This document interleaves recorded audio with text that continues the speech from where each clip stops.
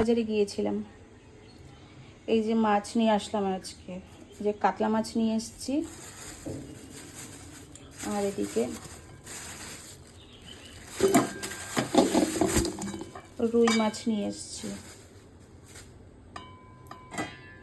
এই রুই মাছ, এদিকে কাতলা মাছ, আর এদিকে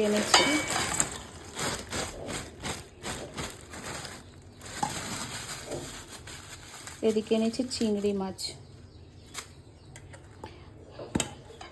আর একটা মাছ এনেছি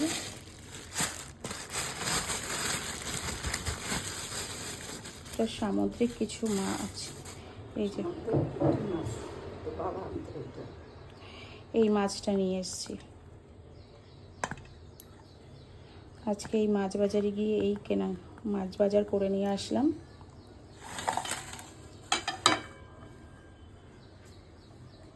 আর নিয়ে আসলাম 1 আঁটি ধনেপাতা,